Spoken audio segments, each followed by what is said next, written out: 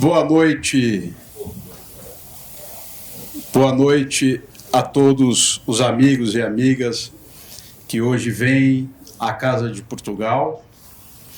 É uma honra recebê-los. Gostaria de, em nome da diretoria da Casa de Portugal de São Paulo, agradecer a presença de todos, em especial do Dr. José Sócrates e do nosso querido amigo Reinaldo Azevedo. Dizer que, como todos sabem, a Casa de Portugal é uma associação civil sem fins lucrativos, fundada pela comunidade imigrante portuguesa na cidade de São Paulo em 1935. É uma entidade independente do Estado brasileiro, independente do Estado português, e que, ao longo da sua história, se transformou numa referência cultural da nossa cidade. Esse edifício, construído com a ajuda de toda a comunidade, foi idealizado por Ricardo Severo, um arquiteto importante que deixou várias marcas na nossa cidade, e é um patrimônio que nós temos o dever de preservar. Portanto, esta casa é eminentemente uma casa cultural e, por isso, receber eventos como esse é nosso dever, mas hoje um dever exercido com muita alegria, por duas razões. A primeira razão é que nós iniciamos uma parceria com a editora Contracorrente. Eu já peço ao professor Rafael Valim que chegue aqui conosco na mesa, né, para falar um pouquinho também.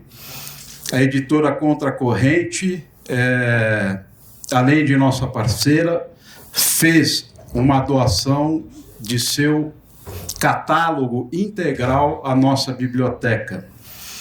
São 170 livros, é uma editora altamente qualificada, criteriosa e que, como o próprio nome expressa, nada contra a corrente. E não é fácil nadar contra a corrente no mundo atual. Portanto, professor Valim, muito obrigado, é uma honra. Espero que este seja o primeiro de muitos lançamentos. E uma alegria também muito grande poder receber aqui o Dr. José Sócrates. Sócrates já esteve aqui em 2006 na condição de primeiro-ministro e retorna agora na condição de um intelectual, na condição de um homem preparadíssimo, na condição de alguém que tem uma visão apuradíssima do momento em que vivemos e que, com toda a sua experiência, também dá, através deste livro, Os Anos Bolsonaro e de suas crônicas de tempos sombrios, dá uma contribuição muito grande para todos nós brasileiros, para ajudarmos a compreender o momento em que vivemos. Então, doutor Sócrates, é uma honra e nós te recebemos com muito carinho. Esta é a sua casa, é a casa de todos nós. Muito obrigado pela sua presença. E a presença do Reinaldo Azevedo, que dispensa, né, grandes apresentações. Reinaldo é um ícone da comunicação brasileira, do jornalismo feito com seriedade, do jornalismo feito com J maiúsculo, né? E do jornalismo que é tão essencial para a democracia e para o nosso país. Eu vou vou precisar sair um minutinho, e por isso vou pedir ao professor Dr. Marco Antônio Marcos da Silva, que é nosso diretor cultural, nosso mestre, professor titular da PUC de São Paulo, que, por favor, venha aqui à mesa, se puder, professor, e compõe aqui, dê uma palavrinha e compõe aqui conosco os trabalhos dessa noite.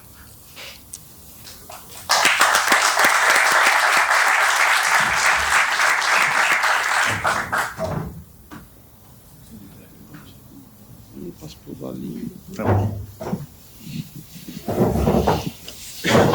Bom, como diz o ditado, né, pego de surpresa e sem ter sido avisado, mas tá bom, não é? Ainda mais ao lado desse triunvirato aqui, Valim, Sócrates e Reinaldo, né? A missão se torna quase hercúlea. Só registrar a presença do Donato também. Queria registrar a presença do grande deputado estadual Donato, que sempre abrilhanta aí as atividades acadêmicas, culturais, que para nós é extremamente importante.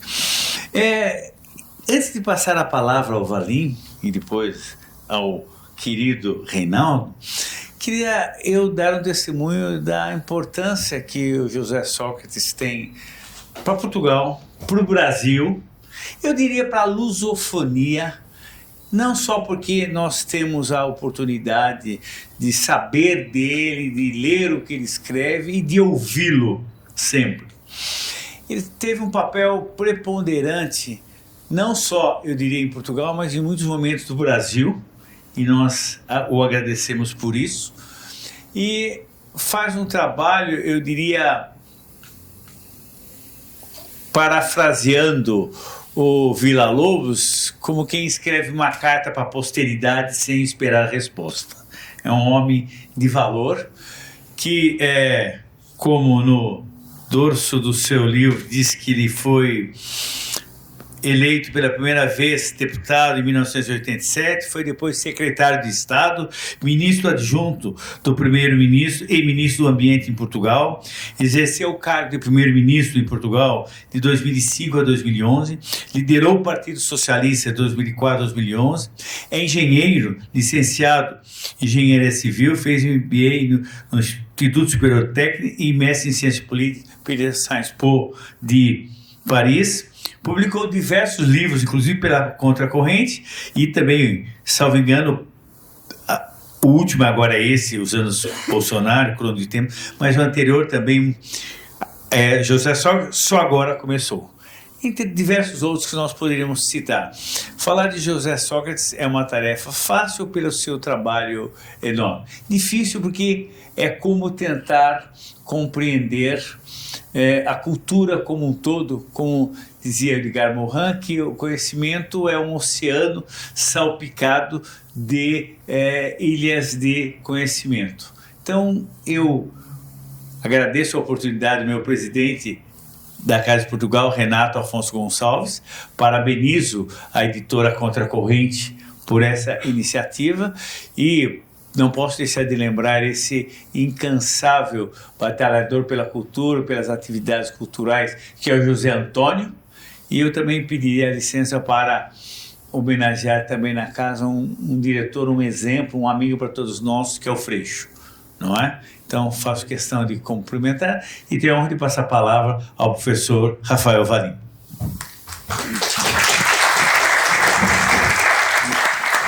Boa noite a todas e todos.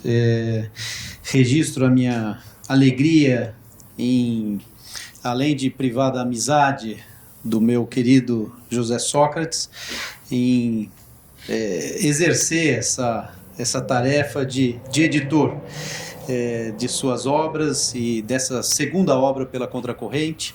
Então, só registro a honra que é para nós, Sócrates, exercer esse trabalho e, ainda que modestamente, contribuir para a difusão das suas ideias. Também registro a alegria de poder contar com a participação do nosso querido Reinaldo Azevedo, que todos os elogios serão insuficientes, né, para descrever e para louvar o papel fundamental do Reinaldo na democracia brasileira. Então, eu não vou ficar aqui cansando as senhoras e os senhores nessa louvação que será sempre insuficiente, e cumprimentar meu querido Marco Antônio e desde logo passar a palavra ao Reinaldo para que ele teça algumas observações e que faça suas considerações sobre essa nova obra do Sócrates. Todos estão aqui ansiosos para ouvi-los e não para ouvir o editor. Muito obrigado.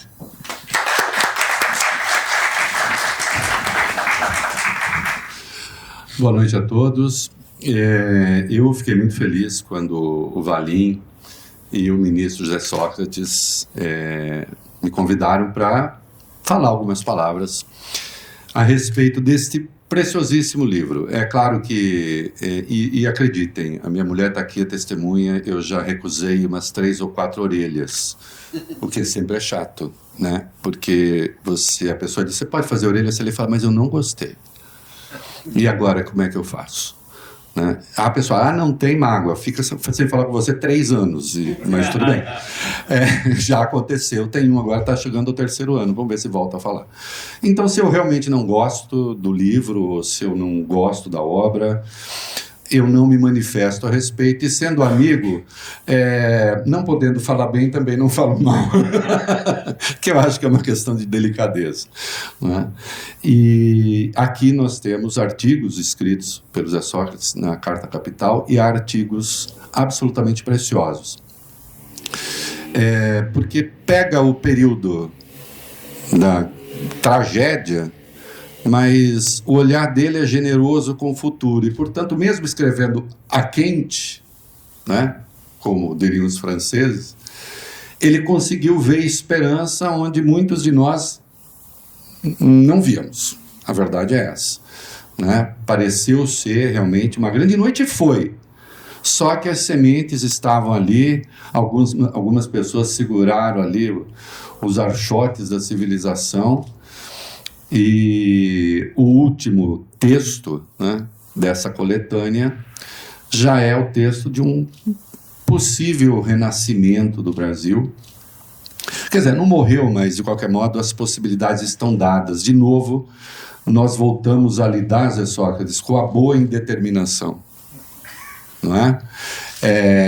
A indeterminação do futuro, eu acho ela sempre salvadora, inclusive para a intelectualidade. Nós sempre tenho medo daqueles que têm grandes projetos, né, de reengenharia social. Não, eu prefiro a indeterminação, desde que alguns valores sejam preservados para que possamos avançar, e o Zé Sócrates percebeu essas coisas todas, né? Eu me vejo, quer dizer, eu vejo no livro, sou eu falando, e portanto posso falar um pouquinho assim, né? Eu também me vejo espelhado aqui, né? Porque não é segredo para ninguém que eu não... Diz o Valfrido que eu sou de esquerda e não sei, mas até onde eu sei eu não sou, mas de qualquer modo não sou, ou deixei de ser, enfim, tive embates duros com o PT no poder. A única coisa que conta a meu favor é que eu tenho tido embates com quem está no poder, não com quem está fora dele. Agora, dessa vez, não, né? O Reinaldo Azevedo está com a gente agora, então, muito bem, né? Em algumas coisas, sim, é verdade. Mas uma das razões por que eu estou aqui, eu acho, é que quando começou a Operação Lava Jato, em 2014, e eu ainda em 2014, escrevendo também na Folha, eu percebi que havia coisas realmente muito ruins ali, e eu era um crítico que parecia improvável daquele troço, né? Porque, afinal de contas, é um negócio que está aí batendo, em princípio, no PT e desestruturando o PT, e se eu tenho tantas reservas e tinha o governo, por que não? Porque aquilo desestruturava a democracia. Aquilo desestruturava um mundo sobre o qual era possível divergir. E ninguém escreveu melhor sobre esse episódio do que esse senhor aqui, porque eu me lembro quando eu li o texto com um nó na garganta. E vou ler agora um trechinho, e talvez o nó reapareça, tomara que não, porque sempre é um tantinho constrangedor, não é?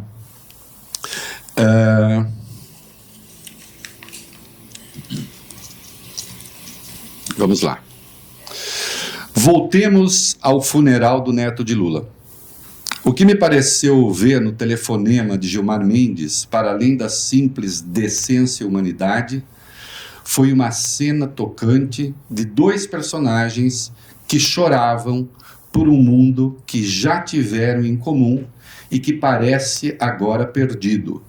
Um mundo construído enquanto adversários políticos, e que justamente por essa razão é também um mundo que os une. Uma das coisas irritantes de Sócrates é que ele escreve muito bem. Eu digo irritante porque a gente às vezes fica um pouquinho de inveja, né? Um mundo que foi capaz de se elevar acima do trauma e da violência da ditadura e que se caracterizou por transformar velhos inimigos em leais adversários. O choro de Gilmar e de Lula é pela democracia, mas é também um choro que nos lembra de que existe... de que ela existe. Afinal, há mais mundo para além deste em que o Brasil vive. Eu acho isso aqui fundamental, porque aqui está a essência das contradições que fazem avançar, não é? Na democracia, você reconhece o adversário como um seu igual, que, no entanto, pensa outra coisa. E foi isso que nós perdemos durante um tempo, ou que pelo menos foi profundamente abalado durante um tempo, e foi isso que uma operação que tentou se estabelecer como uma espécie de ente de razão a regular a sociedade acima das supostas mundanidades, tentou nos impor, preparando o terreno para a ascensão do senhor Jair Bolsonaro. Um fenômeno, obviamente, que não existiu só aqui, que não existe só aqui, né? A extrema-direita, essa extrema-direita está com valores, ora aqui, ora ali, ajustados ou desajustados às realidades locais, mas está no mundo inteiro. Nós estamos vendo agora, nos Estados Unidos, há uma grande chance de o Trump conseguir se candidatar de novo. E aí saiu uma matéria no New York Times, e eu digo, New York Times, o nosso sistema nesse particular é melhor, né? E, portanto, está aí, né? Vemos coisas pavorosas acontecendo na Europa também. Esse mundo da exclusão e da eliminação do outro. E quando o Zé Sócrates pega aqui um drama pessoal do Lula e um ministro que já foi tido como adversário do PT e tal, não vou entrar em minudências, e os dois choravam um pouco pela civilização. A verdade é essa. Qual civilização? A civilização democrática. Ela existe, com todas as suas dificuldades, com todas as suas contradições, né? E foi isso que durante um tempo, né, nós vimos sendo agredida, atacada, com um outro registro que o Zé Sócrates faz, que eu acho fundamental, porque também caracteriza essa nossa era. Nós todos reconhecíamos bem e sabemos reconhecer o ressentimento, muitas vezes, dos despossuídos em relação àqueles que têm. Mas nós fomos confrontados com esta realidade aqui. Não é o ressentimento do povo com os de cima, os abastados, mas o contrário. É o ódio dos de cima aos de baixo, aos pobres. O modesto elevador social assustou os presidentes. Somam-se a isto as irritantes políticas de identidade, de gênero, de raça e de orientação sexual, tratados como políticas demoníacas que põem em causa a tradição, a cultura social dominante e um certo modo de ser brasileiro.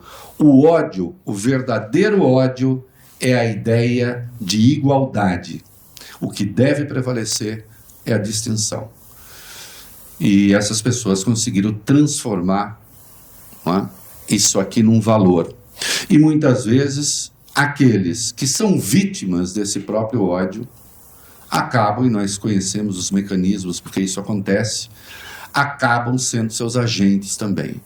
Então o Zé Sócrates, nas suas crônicas, né, no seu entendimento do Brasil, ele fez um retrato fiel desses tempos, dramático desses tempos, mas ao mesmo tempo cheio de esperança, né? E o seu artigo final já é outro dia, e já é outro dia, e é um dia que tem que ser, que está em construção. A gente não sabe para onde vai, mas uma coisa eu sei, né?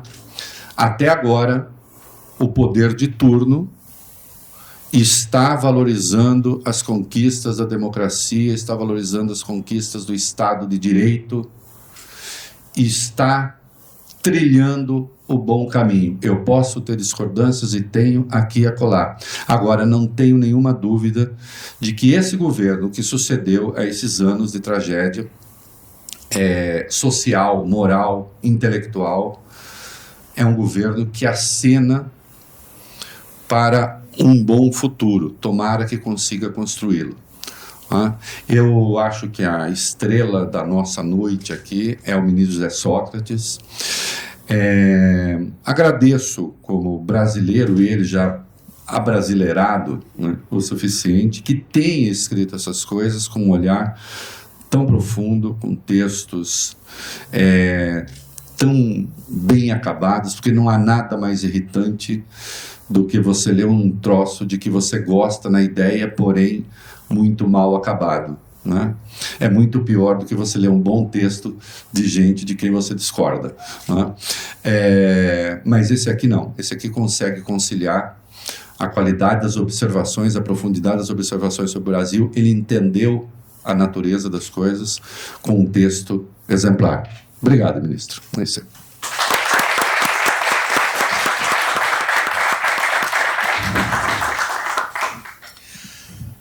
Meus queridos amigos, eu tenho que começar por agradecer à Casa de Portugal, ao seu presidente e ao Marco António a gentileza das suas palavras e a forma como me recebeu aqui e à minha editora para apresentar este livro. Mas quero começar por dizer que este livro corresponde, no fundo, a um capricho, porque não se trata de um livro que pretenda ser um livro de reflexão teórica sobre um problema que resulte de meses ou anos de introspecção para pôr em palavras aquilo em que se pensou durante muito tempo. Este livro é um livro de crónicas. Eu limitei-me a selecionar 20 crónicas que escrevi na Carta Capital, das inúmeras que escrevi ao longo destes anos. O livro começa com a crónica que escrevi no dia das eleições em 2018 e termina com a crónica que escrevi no dia das eleições em 2022. Este livro é, portanto, um livro de pura vaidade. Pronto, decidi reunir as crónicas e o que é que eu quis fazer? No fundo, quis dar expressão e conteúdo a um período histórico no qual gostei muito de participar. E quis também homenagear todos os meus amigos, aqueles que me acolheram neste combate, que tratou-se de um combate político, e aos quais dedico o livro. Não sei se repararam, mas aí na 4ª página está dito: aos meus amigos brasileiros.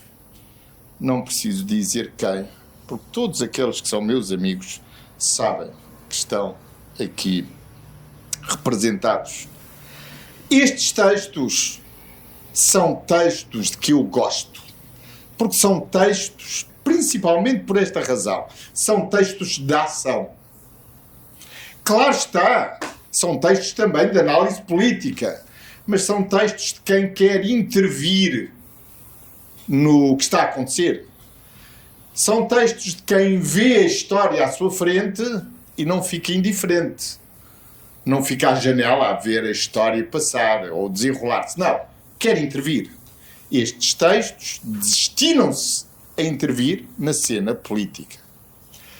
E a homenagem que eu devo aos meus amigos brasileiros é a homenagem daquele estrangeiro que agradece a todos os brasileiros que o receberam ao longo destes anos a oportunidade de ter feito uma intervenção também na política brasileira, já que a política brasileira foi, durante este período, um dos mais sérios problemas da política internacional. Não pensem que era apenas um problema vosso. Não, é um problema do mundo. E só por ser um problema do mundo é que eu me senti também legitimado a escrever sobre ela.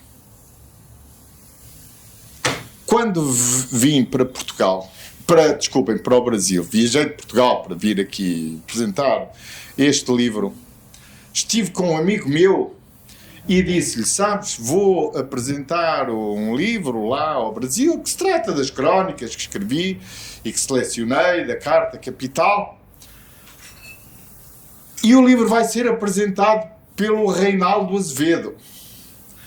E esse meu amigo deu um passo atrás e disse, mas tu conheces o Reinaldo Azevedo?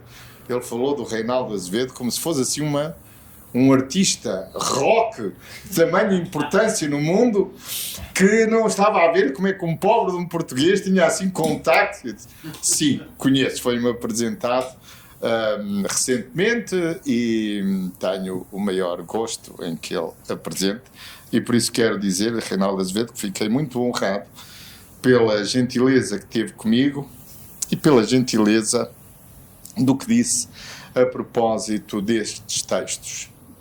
E você viu muito bem. Estes são textos de um político. E um político é um profissional do otimismo.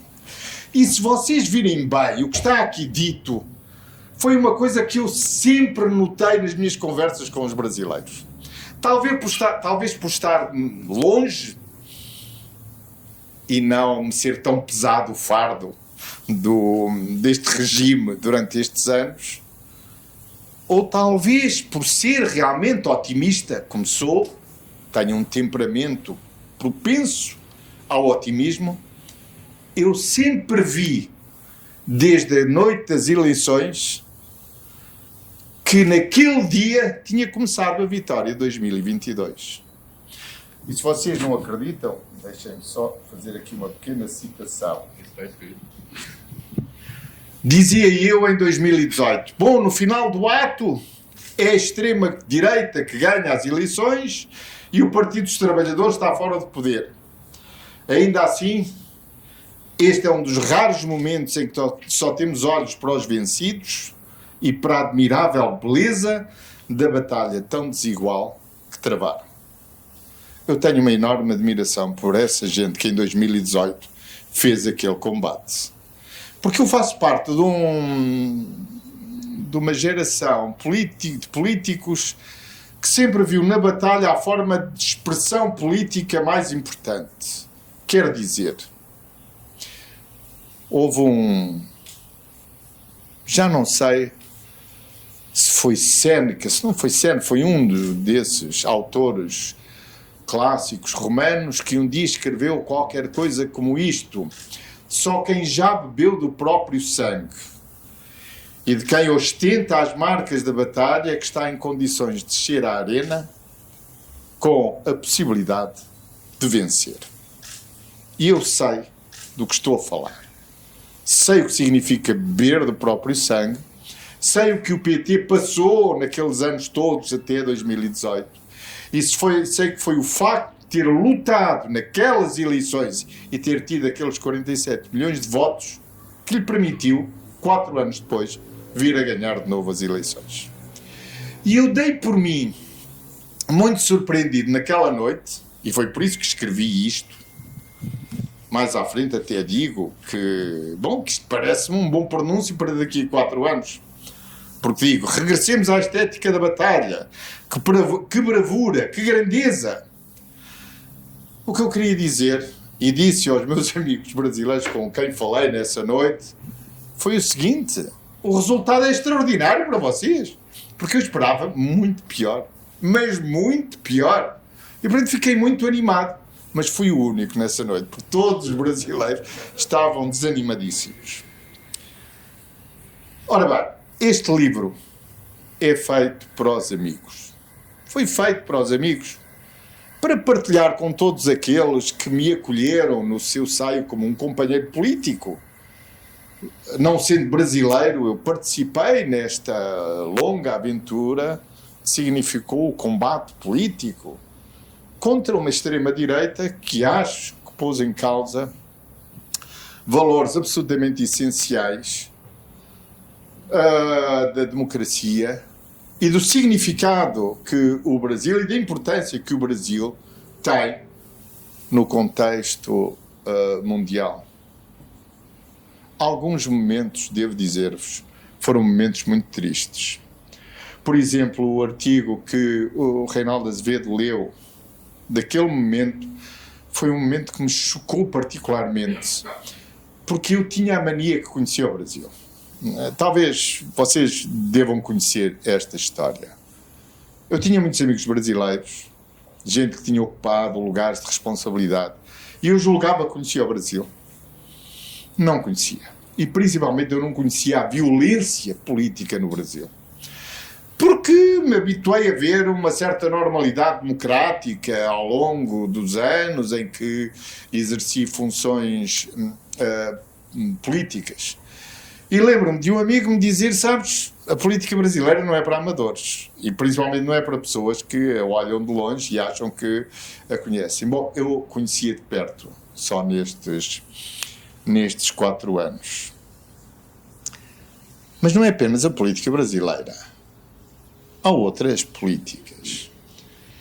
E ocorreu-me, quando vinha para cá, perguntei-me a mim próprio o que é que devia fazer nesta breve fala para com os meus amigos, apresentando-lhes o livro que, afinal de contas, escrevi.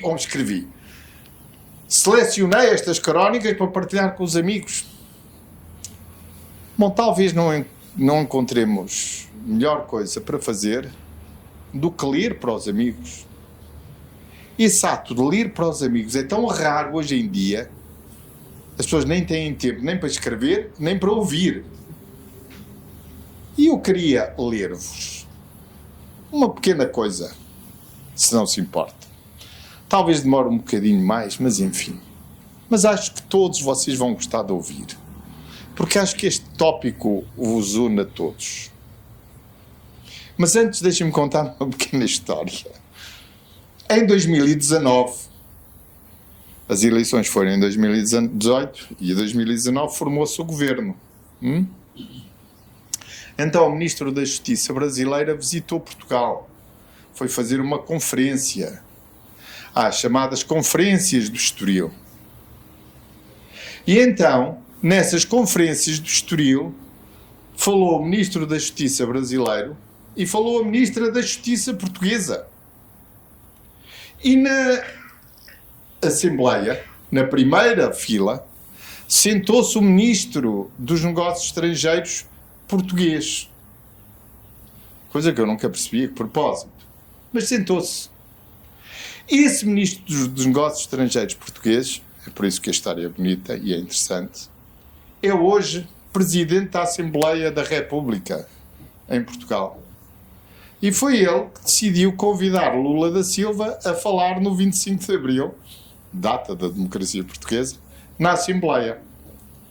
E nessa altura, ele ficou muito irritado com a extrema-direita que protestou contra Lula da Silva.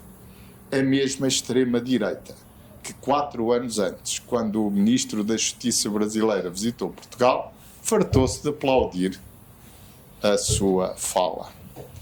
Nessa altura eu fui o único, provavelmente, fui à televisão dizer que me parecia um verdadeiro escândalo que o Ministro da Justiça brasileiro fosse o anterior juiz que prendeu o seu adversário político e que recebeu como prémio o prémio da nomeação governamental. Enfim, isto dito, se me permitem, é só para ver se encontro aqui o... É o Sacripanta? Não, também me ocorreu falar no Sacripanta. Mas depois achei que o Sacripanta era talvez um bocadinho demais. E vou ler-vos um texto que escrevi num dia que vocês já não estão lembrados, certamente, mas mas se vos falar nele, vocês todos se recordam. O dia 16 de novembro de 2021, em que se caracterizou aqui no Brasil pelo facto de um candidato se apresentar na corrida presidencial. Sérgio Moro apresentou-se aos brasileiros fazendo um discurso. Ora bem, eu escrevi este texto, que é um texto que chamei O Kits Político, e diz assim: também assisti ao discurso de apresentação de Sérgio Moro como candidato presidencial. E se aquilo é a terceira via, por aqui estamos conversados. O que tenho para dizer é que o personagem está longe de poder ser incluído no género do realismo fantástico sul-americano. Porque para ser incluído no ramo do realismo fantástico é preciso muito mais do que isso. O estilo está muito mais próximo do vaudeville europeu, porque tudo ali é pobre, tudo ali é triste e tudo ali é medíocre. O homem não sabe falar em público. O homem não tem esse treino. O homem nunca aprendeu a ler em voz alta, nunca se interessou pela declamação, nunca cultivou a eloquência, não tem presença em palco e não sabe ler um papel. E, no entanto, para além de todo esse vocabulário limitado, previsível, todo o seu discurso se resume ao enfadonho truque de fazer política, fingindo que não a está a fazer. Enfim, em síntese, e para não vos tomar muito tempo, tudo aquilo me pareceu um discurso de apresentação de candidato aflitiva, falsa e pechisbeque. A direita política brasileira, que sonha com a redenção depois do golpe contra a presidente Dilma, se escolher este caminho, este é o pior caminho. Porque ali não há nada de bom, democrático, de inovador ou de construtivo naquela candidatura. O personagem, pura e simplesmente, não tem espírito. Aliás, correndo o risco de ser mal interpretado, na comparação com Bolsonaro, vejam bem o que eu escrevi nessa altura. Não sei se hoje mesmo não serei mal interpretado. Na comparação com Bolsonaro, eu acho que ele sai a perder. O atual presidente, o atual, da altura, Bolsonaro, apresentou-se aos brasileiros em toda a sua gloriosa e desarmante ignorância. E ao longo destes anos foi exatamente aquilo que se propôs ser, nem mais, nem menos. Para desgosto de alguns que votaram nele achando que o cargo podia mudar o personagem, não. Ele foi igual a si próprio, não mudou e ninguém se pode queixar que tenha sido enganado. Já quanto ao anterior juiz, a palavra que nos ocorre imediatamente ao espírito é hipocrisia. Dizem para aí que ele não é tão extremista, nem tão desbargado quanto o atual presidente. Não sei. O que eu sei é que é um impostor. A instrumentalização do cargo judicial em favor da sua ambição e da sua carreira política foi um dos atos mais repugnantes da vida pública brasileira. Conspurcou as duas, a política e a justiça. E depois há um outro aspecto que tem a ver, se assim lhe podemos chamar, com a sua mundivisão. A forma como o personagem vê o mundo. Na sua tese de doutoramento, isto foi um aspecto que escapou a muitos. E até talvez tenha escapado ao Reinaldo Azevedo, que é sempre tão atento a estes pormenores. Na tese de doutoramento deste antigo juiz, escreveu ele assim em jeito de agradecimento à sua mulher. Abro aspas. Se é verdade que atrás de cada grande homem existe uma grande mulher, acrescentaria que às vezes isso ocorre mesmo quando se trata de um homem comum, diz o antigo juiz. Portanto, para ele, mulheres atrás, ou de grandes homens, ou de homens comuns. Mulheres atrás. Verdadeiramente, o que impressiona é a mediocridade cultural do personagem. A imprensa, neste dia, à falta de melhor, dedicou-se a elogiar no discurso a melhoria do timbre da sua voz. Não sei se vocês estão recordados. O timbre da voz foi a qualidade política que descobriram subitamente no personagem. Na verdade, deixem-me dizer-vos, naquele personagem, naquele palco, tudo é falso e tudo é previsível. Por detrás do pano não há nada senão vazio. Sérgio Moro é um daqueles personagens criados pelas televisões e pelos vazamentos que ele forneceu às televisões como contrapartida para a fama. Ali não há nada que seja autêntico, genuíno, humano e, em consequência, que tenha a beleza daquilo que é imperfeito. Aquele é o reino do kitsch político que apenas copia, arte previsível, efeitos previsíveis, recompensas previsíveis. Sérgio Moro é a maldição da direita brasileira. Obrigado.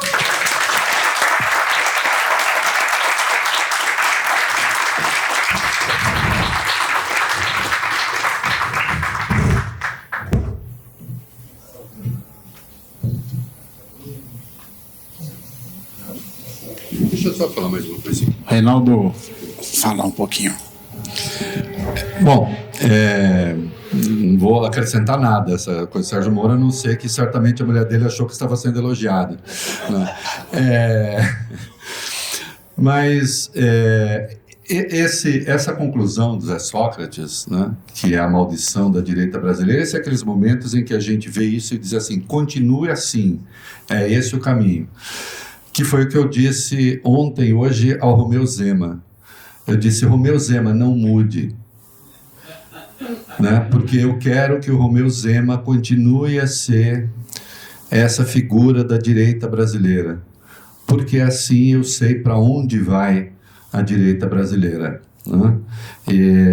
Como eu sei que esse não é um bom caminho, como eu não quero que eles encontrem um bom caminho, um caminho eficiente, então Sérgio Moro, durante um tempo, foi a aposta que a extrema-direita fez.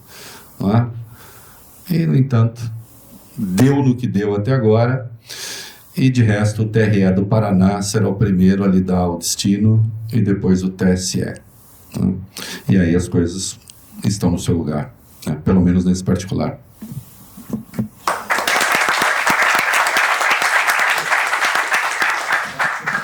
Podia ter o Valeu Bem para tocar a marcha fúnebre. Não é? Bom, posso apenas agradecer imensamente, dizer da nossa alegria de termos aqui dois grandes intelectuais, dois grandes pensadores e observadores da nossa história e agentes da nossa história, né? O Sócrates em Portugal, na direção de Portugal e da União Europeia, e o Reinaldo também, como agente da história, na sua função, na comunicação social, e por isso que você é tão respeitado e tão admirado, Reinaldo, porque você é coerente, independentemente de onde ou para onde a maré aponte, né? Então, muito legal esse evento patrocinado pela Contracorrente, né, Valim? Obrigado. O Sócrates vai nos brindar com o autógrafo dele na sala ao lado e vamos confraternizar e voltar para o nosso coquetel também. Se desculpem, só me esqueci de uma coisa, foi de agradecer à Contracorrente e agradecer aqui ao Rafael Valim e ao Valfrido, que já saiu. Foram estes meus queridos amigos que, enfim, se deram ao trabalho de dar expressão a este meu capricho de fazer este pequeno livrinho. Bom, muito obrigado a todos, mais uma vez. Obrigado.